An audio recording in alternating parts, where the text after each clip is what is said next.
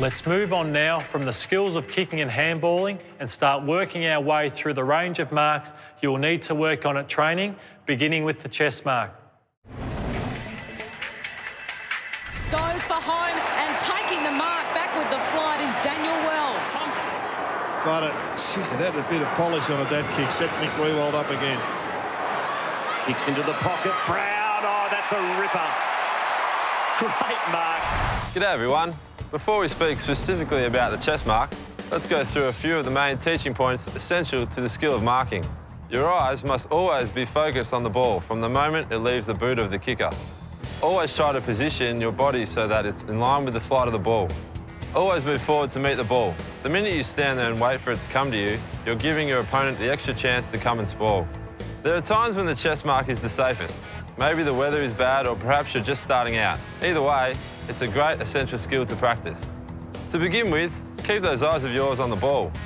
In the case of the chest mark, it is imperative you get your body in line with the ball. If you can't get your body in line with the ball's flight, chances are you'll be spilling what you should have otherwise have taken. As the ball approaches you, extend your fingers and hands with your palms facing up. Try to keep your elbows tucked into your side. You're in effect making a basket for the ball to land in. You should be aiming to make first contact with the ball with your arms and/or hands. As soon as you feel the football, hunch your shoulders forward and hug the ball into your chest by wrapping your arms around it. Once there, hug it tightly, squeeze it in there. You don't want some pesky defender getting his or her fist in there to spoil you after you've done all the hard work.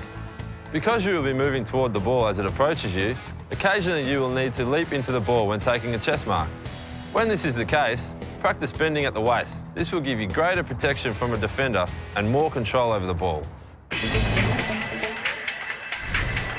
Goods lending the lead, and he's marked at about 48 out. He's got to stay there till they swap it over. Sandilands too big. How good's that? Let's have a look now at the skills needed for a hand mark.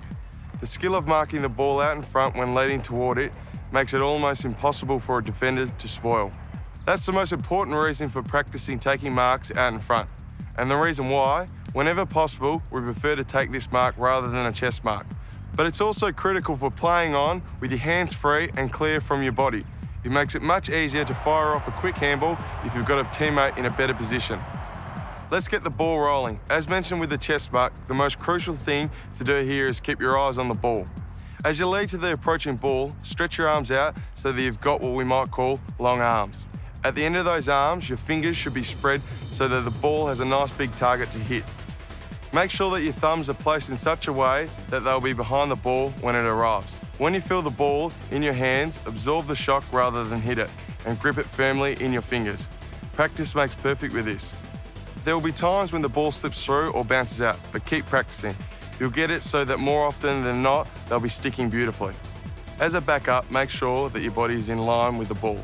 If the ball does slip through, then at least your body can provide the backup and you'll probably keep the ball in front of you. One way to practice is to have a friend throw you the ball before you begin having it kicked to you. Get a feel for the ball hitting your hands. Practice having your hands out in front with your arms and fingers fully stretched, and you'll be ready in no time for those spearing passes. Even if you can't round up a mate, you can still practice just by throwing the ball up in the air and continually catching it, and practicing the drills we've shown you. There will be times when the ball is kicked high above your head and you have the opportunity to take a high mark. Let's see how you can improve your overhead marking. Here he goes, long. Got it! What a magnificent mark that was! Oh, big flying mark by Osborne. That's better than any stat. The overhead mark is a skill that every player needs to be proficient in. And for those of you out there dreaming of taking Mark of the Year, the following tips might take you some way to realising that lofty ambition. There are a few essential teaching points you need to keep in mind when taking overhead marks. As the other fellas have already pointed out, you simply must keep your eye on the ball at all times. Also remember to get your body in line with the ball as it approaches you.